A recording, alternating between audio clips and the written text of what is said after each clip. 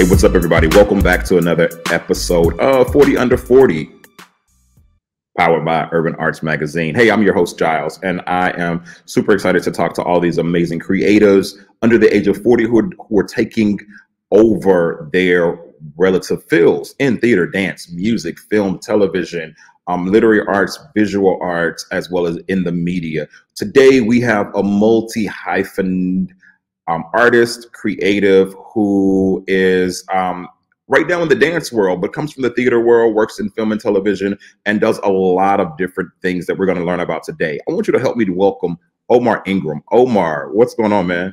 What's up, Charles? Good morning, afternoon, evening, whenever you're watching this. All of that. Good day. Good day, friends. So Omar, number one, I love this painting behind you. It's super black. It's super amazing. I'm loving it. It really speaks to what we're talking about today. Thank you very much. They are, I won't say I stole them, but they were in my grandparents' house when I was moving. And they are my uncles, and I think they're on loan. I'm hoping they are no longer on loan. But yeah, two South African paintings on both sides of the wall. Love it. So, Omar, currently, you work with, and I'm going to mess up the name. So the International Association of Blacks in Dance, because you usually go the International Black Dance Group or something.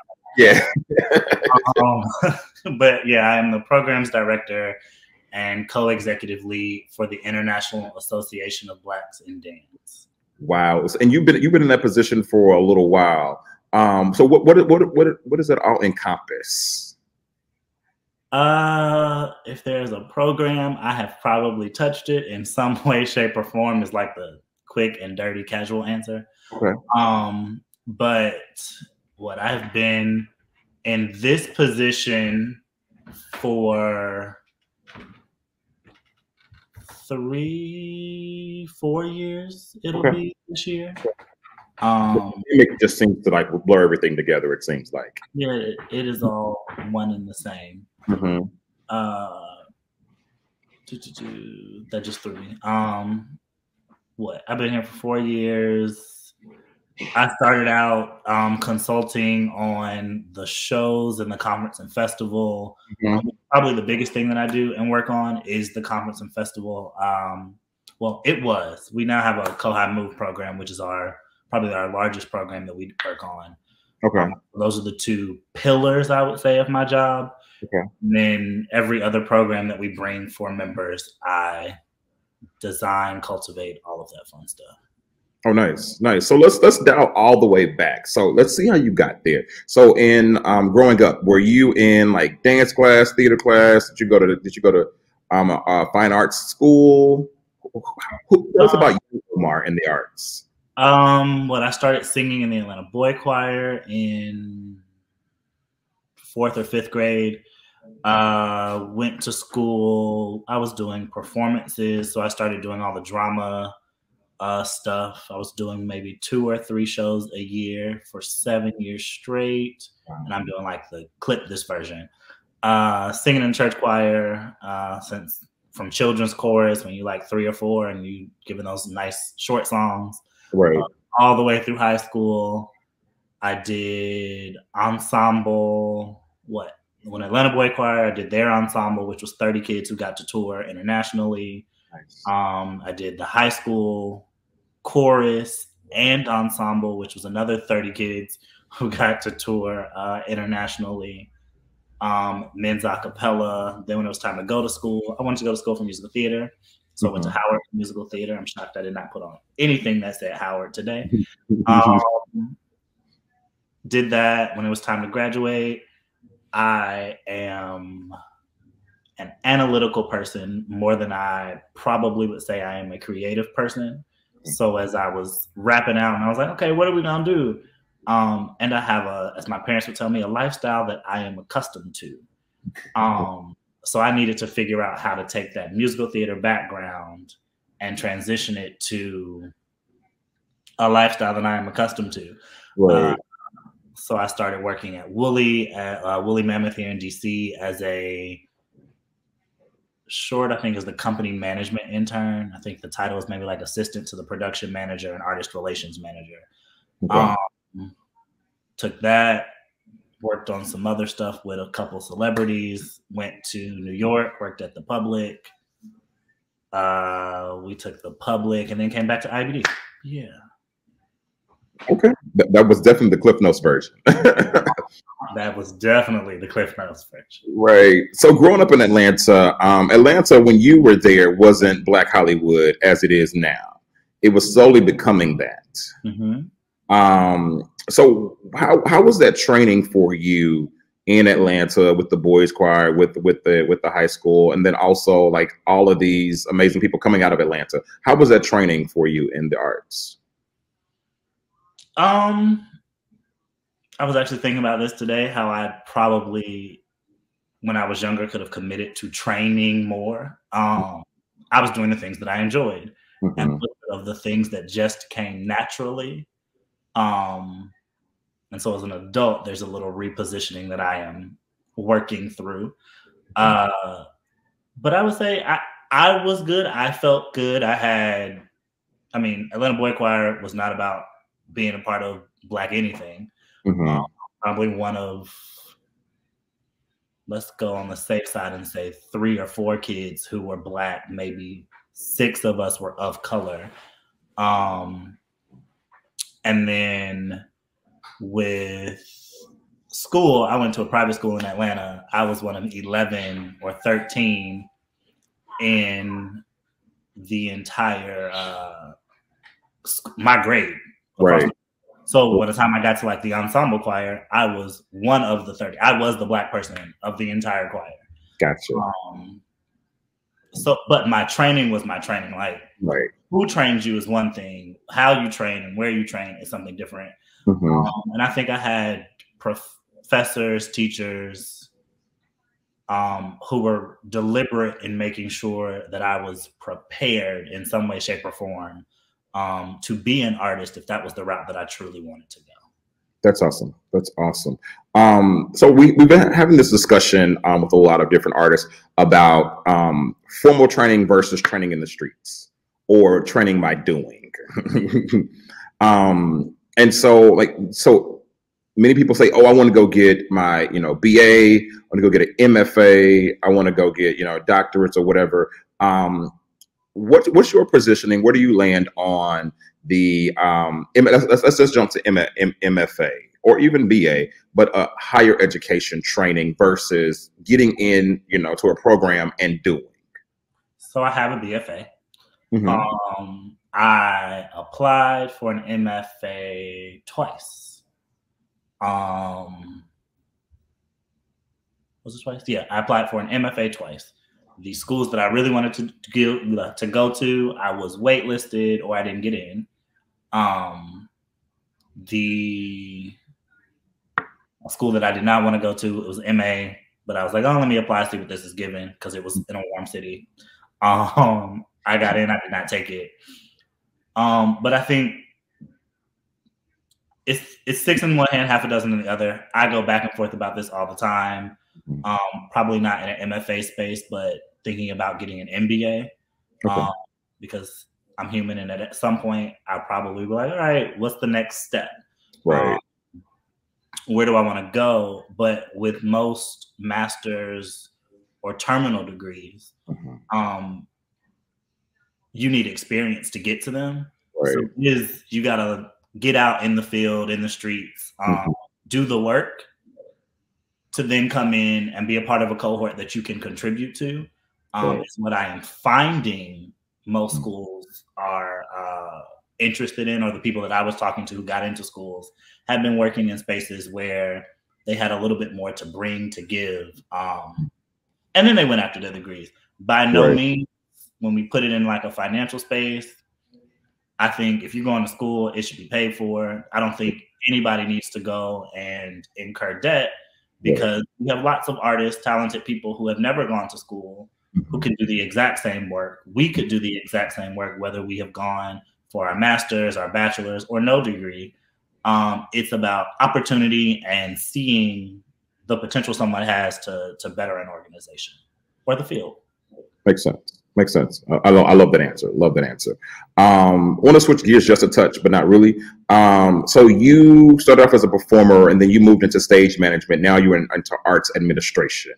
Do you think that that trajectory has really allowed you to be a better arts administrator?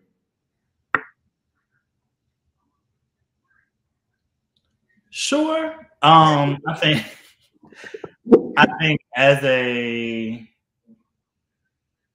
artist, when I was performing, I was paying attention to the stage manager. Why are we rehearsing in this order? Why are these people called? What's happening? When does this person come in? Blah, blah, blah. That was my thing. I am a whole picture person. And then let me dial back and figure out the mechanics of it all. When I went to Wooly, I was like, all right, I need to learn all the cogs. How does this entire machine function? How does it work? Right. When I am producing the conference and festival or an event in any kind, that stage manager thing kicks in. The stage manager is God. Like, how do I control the space to make sure that the final product comes about? And which players do I need to incorporate when to make the thing manifest? I was thinking about that this week, and yeah, I'm not gonna finish that. That's part of that statement. Gotcha. And I think that's true. And as an arts administrator, whatever your role is in that organization, you definitely do have to have a large overview of how does it affect the next department next to you. You know, who do I work with? What do I need to get that person? What do I need to receive from that person? Right. And what is the symbiotic nature of what we do? Right. Right. Talk to us about a program, event, show that you are the most proud of.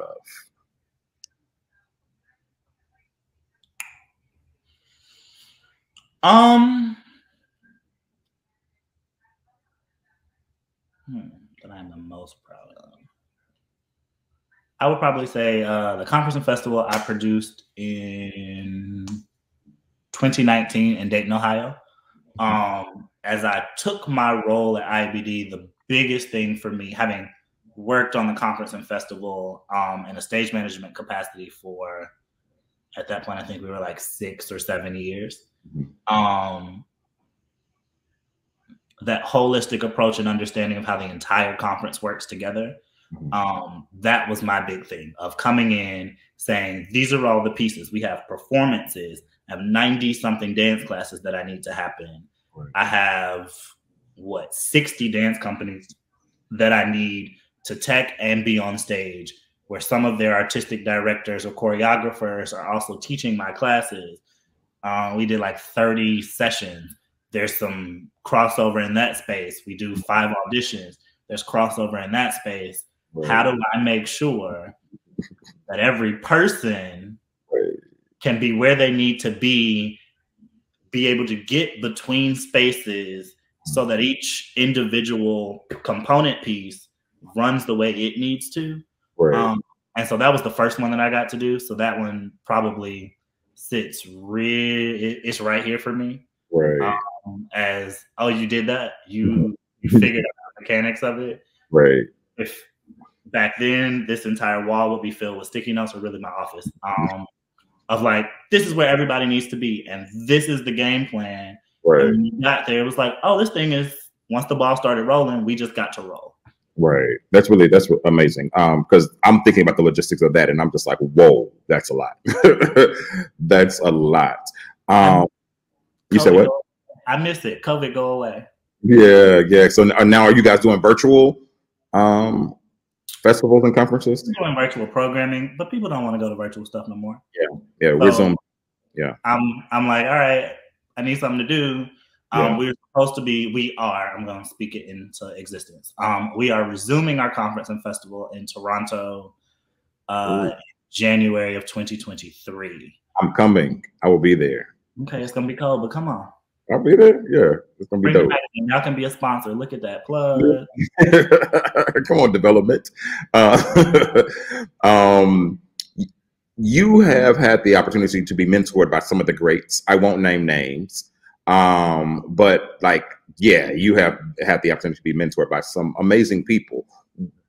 One, how did you procure those mentorships? And then two, what does it mean to have a mentor, and how do you contribute to a mentor as much as you pull from them? Let's go from 2 to 1. I have worked with a lot of wonderful people. And there is some crossover there, but I think a mentor-mentee relationship is named outright. Okay. And so officially, I probably only have 1 or 2 mentors. Let's go 2. One that I have not named. We just have been together for 10 years now. So that is my bounce ideas off, ride or die. She is why I'm working at IBD now. And then I have my actual in-name mentor that I got through a program with Dance USA a couple of years ago. And I think it is the mentor-mentee relationship is really someone that you can bounce your ideas off of, who is it's kind of like therapy in the sense that like it's someone who will listen to you say some stuff and then challenge what you are saying. Or my mentor relationships work best that way, because I am a very reflective person in general. So it's someone that I'm like, hey, I'm thinking about this. What do we think about this? What do you think about this? And being given the opportunity to hear their perspectives and then go back and say, all right, well, this is what I decided to do. And it not be a yay or nay, or you should have listened to me this way. But great, I was happy to help you along the journey. Now for what you were hinting at talking about. So what if this worked out? I think while I was working at Wooly, well, one, I'm a product of Howard. And she is the gift that always gives back. So for what you were talking about, I went on tour with Debbie Allen for a summer to do Brothers of the Night. And then from that, and also working with Denise Saunders Thompson, I have done some stage management of readings with Felicia Rashad. And yeah, those are the 2 I think you always like to talk about. Did I forget one? And Woody King too, right? So, yep, I have worked with Woody King, and I've also worked with George Faison. Right. I know my CV better than I do. Just a little bit. George piece, which probably rolled all of them into one. It was my senior year. I was taking an elective because I decided to be an arts admin minor. The last semester I had way too much free time. And George was in Denise's office for a meeting.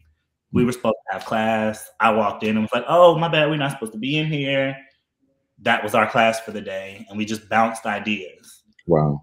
I left class. He apparently asked Denise, he or T, I don't know the specifics, if I would be the ASM for a benefit that they were working on. Oh, wow. So the next day, here I was being the ASM on this benefit. Right. Some stuff happened in process. And then I ended up becoming the SM for the benefit. And then I think I graduated, and George started inviting me up to New York to the Firehouse to be the stage manager for their projects. And I probably did that off and on for about 2 or 3 years. Wow. And we had the work with Debbie and Felicia and George and Woody. Right. Yeah, I've done some stuff. Yeah. Wow. Yeah. So it seems like access begets access begets access, and because you keep showing up and memorable as well. Work, I think it's the work. It's access because the people talk. Right. Of course.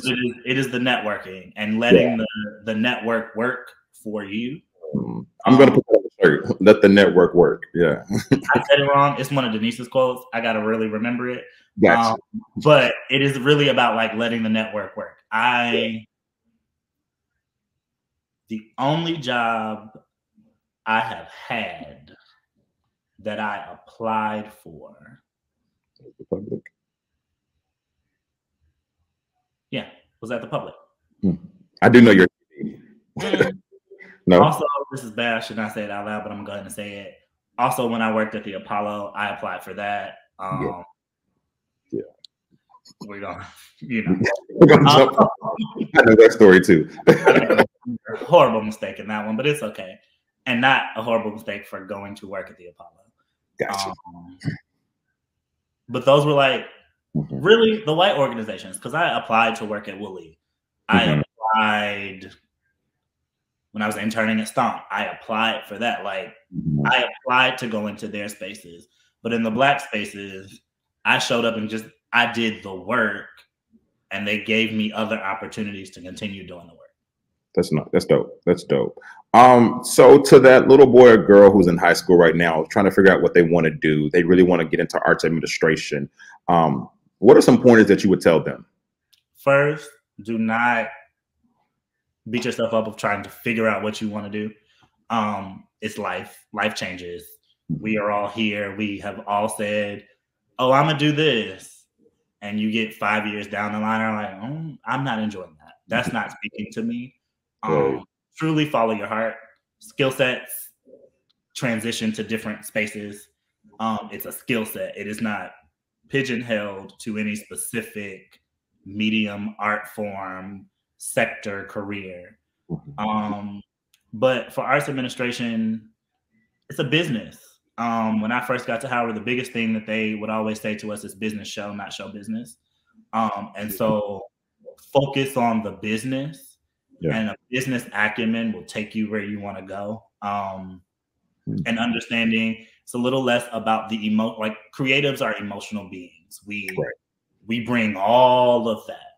I'm not great at bringing my emotions. I try and suppress them. That's not true. I talk about them, but I separate them. When I come to work, I try and put my emotions at the door to be able to handle the rational spice of my job is to make sure I don't spend too much money, to give people an experience that they truly enjoy, to curate that opportunity for folks, and to resonate in the business side of that.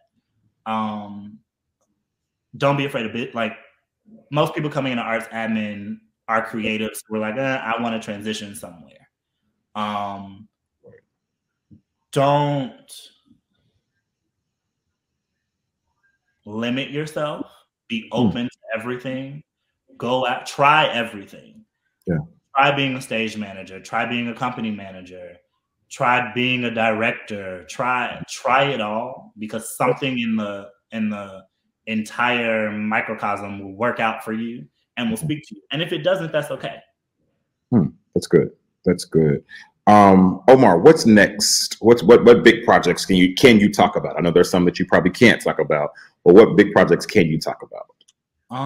Really, I'm just working on the conference and festival. That is probably the big project, because it is a conference post-COVID. So what we have designed in the conference and festival structure needs an overhaul and a repositioning.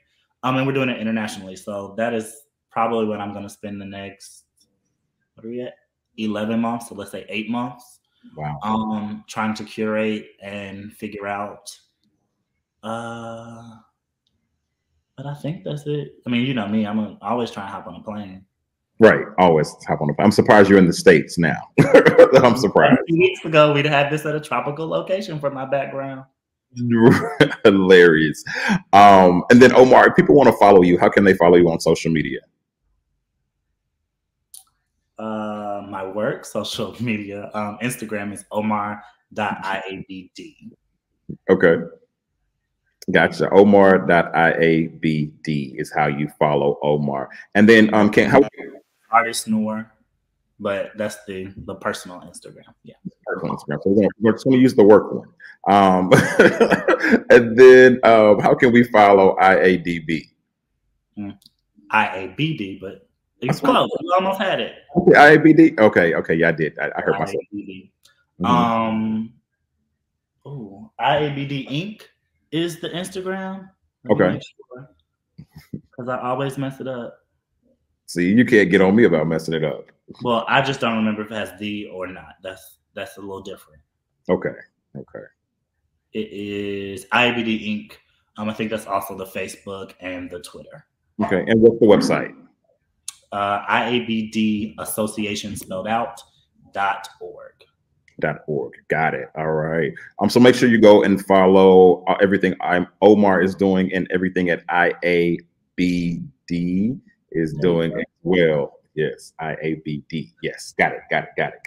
Omar, I want to play a quick game with you called This or That. You down? All right, Giles. Okay. So I'm going to give you 2 words, 2 phrases, 2 scenarios, and you just tell me which one you better align with. Cool? Okay. We're going to start off easy. LA tacos or New York pizza? LA tacos. Why? You didn't say we was doing wise. I like tacos. I like LA. It's cold right now, so immediately LA was going to win that when we're talking about New York and the potential for snow. Okay. Do you prefer a big party or intimate gathering? Ooh.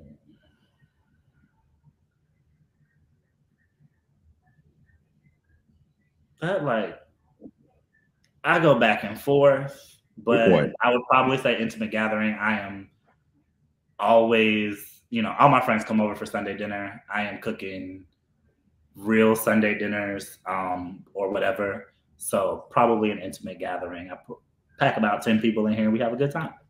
Okay. If you were given a all expense paid vacation, would you rather go to the mountains or to the beach? I'm not going to say I know the answer, but go ahead. It's like, you could have done a different one for that one. I would probably go to the beach. I like water. I will swim all day.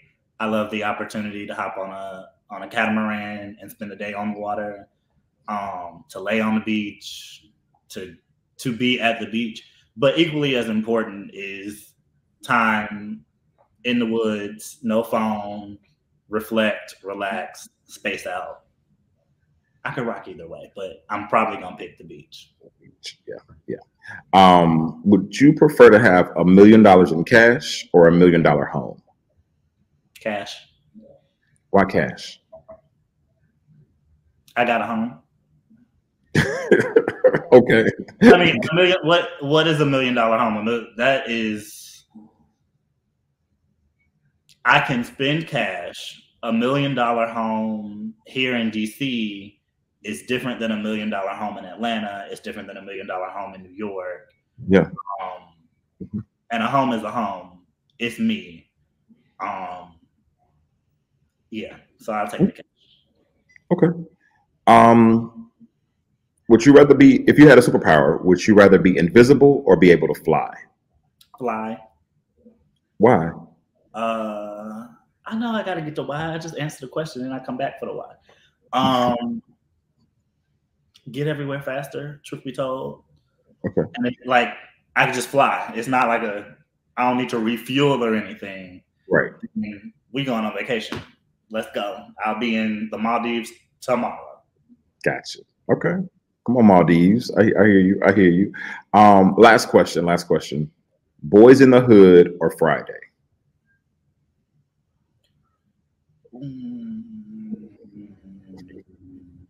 I'm gonna go Friday. Why Friday? Because what? The comedy. Okay. I see, super easy. This or that. Just boom, this or that.